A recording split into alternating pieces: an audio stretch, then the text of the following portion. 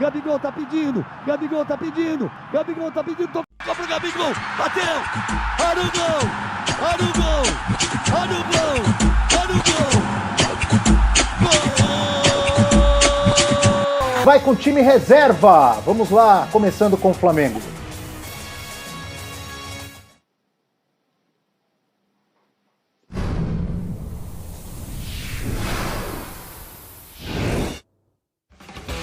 Promessa é dívida e Renato cumpriu. Time e técnico reservas contra o ABC de Natal, no jogo de volta das oitavas de final da Copa do Brasil, nesta quinta-feira. Enquanto o comandante principal fica no Rio com os titulares, quem assume a equipe B é o auxiliar Marcelo Salles, o Fera.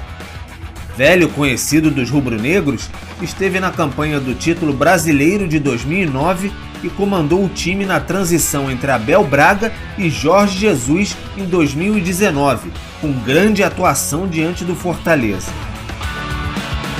Na bagagem, o Flamengo levou para Natal um misto de jogadores do elenco principal, como Léo Pereira, Thiago Maia, Vitinho, Michael e Pedro, com jovens como o lateral Ramon e o zagueiro Noga. Renato Gaúcho participou da preparação da equipe no CT e mesmo de longe vai ficar atento ao telefone. Pode interferir durante a partida. Mas deseja mesmo garantir a classificação e dar ritmo de jogo ao restante do elenco. Até porque é importante para os jogadores também jogarem. Está tendo um desgaste muito grande da equipe que vem jogando, por isso que tem poupado um outro jogador de vez em quando. São 3 competições difíceis, fora as viagens. Mas eu vou assistir o jogo daqui do Rio e qualquer coisa também, botar no telefone, vou interferir daqui para poder ajudar quem está lá para que a gente possa passar de fase. As seguidas goleadas no início arrasador do técnico, incluída aí a de 6-0 sobre o ABC no Rio, exigiram muito do time principal. A semana de descanso e treino é encarada como essencial para a sequência na temporada. O time B é considerado suficiente para dar conta do recado. Entre Rio e Natal, o Flamengo divide forças para seguir um patamar acima dos rivais na temporada.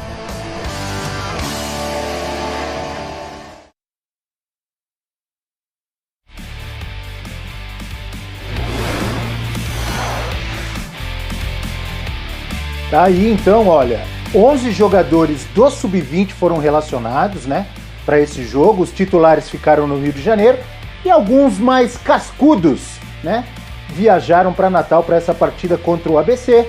Jogadores que já têm participado, né, de jogos do Flamengo, como o Léo Pereira e o Bruno Viana, os 2 zagueiros, o Rodinei, né, o Thiago Maia e os atacantes Michael, Pedro e Vitinho. São jogadores mais experientes que vão para esse jogo, obviamente, porque o Flamengo fez 6-0 no jogo de ida. Antero, mais uma vez, boa noite para você. Eu já te pergunto, acerta o Flamengo, o Renato e sua comissão técnica ao poupar titulares para essa partida? Salve, Abel. Ô, Elton, que alegria estar aqui com você. Alegria, como sempre, estar com os nossos amigos fãs do esporte. Sim, o Flamengo fez o certo, o óbvio, o sensato. Né? Não é aí, nossa, desdém com o adversário. Mas, gente, depois do placar da volta, a classificação está garantida. A partir de ida, né? O placar de ida. O jogo de volta é disputado por uma questão de protocolo. É preciso que ele seja realizado. O Flamengo tem desafio na Libertadores na próxima semana. O Flamengo está na corrida também para alcançar os líderes do Campeonato Brasileiro. Tem pretensão justa, possível, viável, de brigar nas 3 frentes. E é dos poucos times brasileiros que têm essa capacidade no momento. Então, não há por que gastar jogadores importantes para uma disputa que está definida. Ele fez o certo também no jogo de ida. Colocou força máxima, ok, deram conta do recado, vamos para o Campeonato Brasileiro. Jogo contra o Corinthians. Opa! Bom, já falamos tanto, né, do que foi aquela partida ia falar no Parque São Jorge, em Itaquera. Ótimo. Então agora, fica com os jogadores principais descansando, preparando-se para o final de semana e para a Libertadores, e bota a meninada para jogar. Aliás, vários desses aí que vão, desse sub-20 ou dos jovens, estiveram, por exemplo, enfrentando o Palmeiras, agora já nem lembro mais, né? Era o brasileiro do ano passado, né? Mas disputado neste ano. Do ano passado. Foi isso? O desse ano no primeiro turno. Do ano passado, turno. mas foi jogado no início desse ano.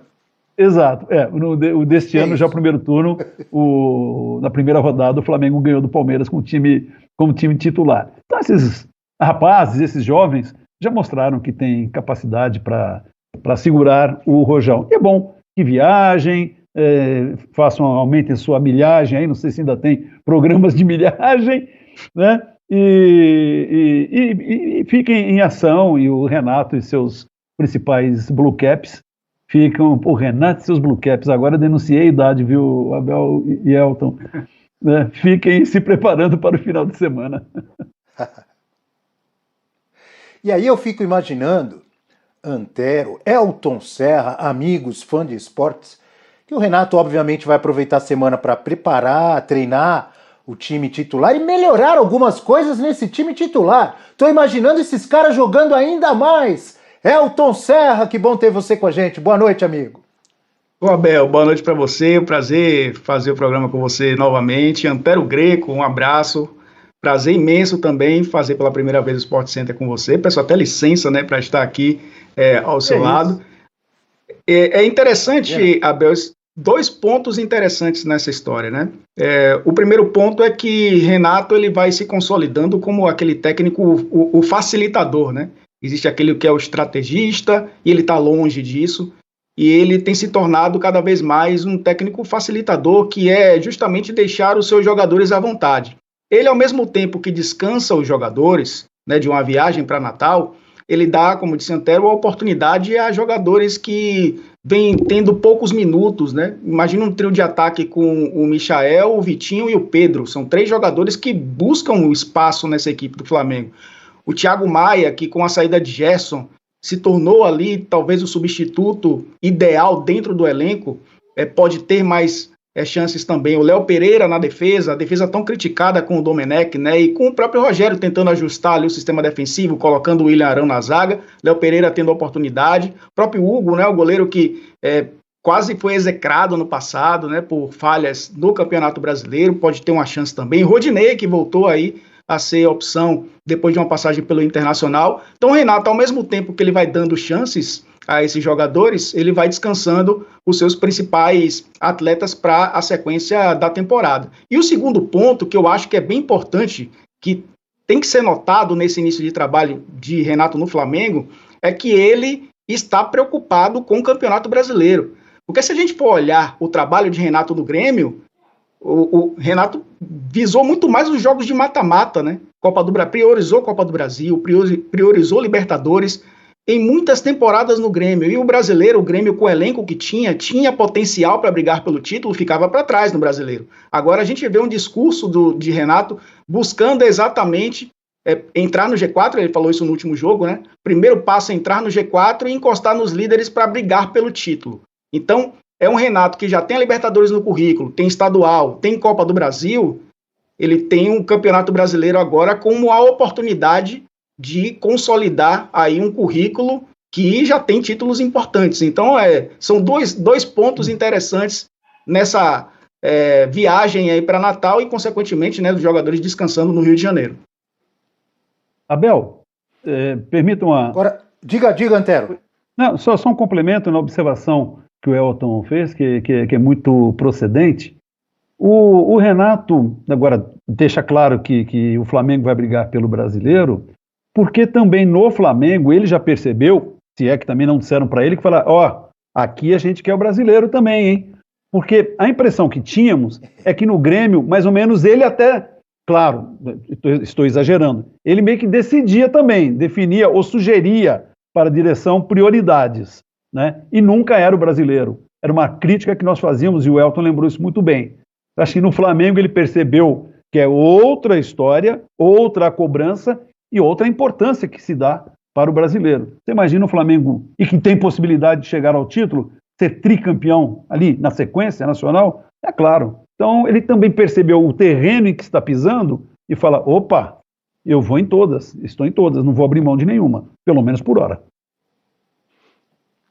É, um feito que só o São Paulo conseguiu nessa era dos pontos corridos, né, com Muricy Ramalho, tricampeão brasileiro, se eu não estou enganado. Não, é isso mesmo, Só. 2006, 2007, 2008. 2008, Para tentar isso. o tricampeonato, o Flamengo pode ter um reforço aí que seria bombástico, né? Seria um grande reforço, o chileno Arturo Vidal.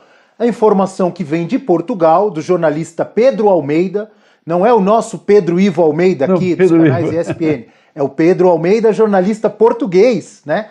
A informação que ele traz é que já há conversações, viu, o Antero e Elton Serra, já começaram negociações ou conversas de dirigentes do Flamengo com dirigentes da Inter de Milão, mostrando interesse no Arturo Vidal, Elton, que já mostrou algumas vezes em redes sociais, enfim, que tem vontade de jogar no rubro-negro carioca, Elton. Já mostrou isso realmente, né, em redes sociais. É um jogador que já cumpriu talvez aí um papel muito importante na Europa, né? Saiu cedo da América do Sul, passou por grandes clubes, né? Teve a oportunidade de ser campeão na Juventus, passagem pelo Barcelona, né? Pelo Bayern. Um jogador que consolidou sua carreira na própria seleção chilena também, conquistando títulos, né? E subindo o patamar também da seleção do Chile.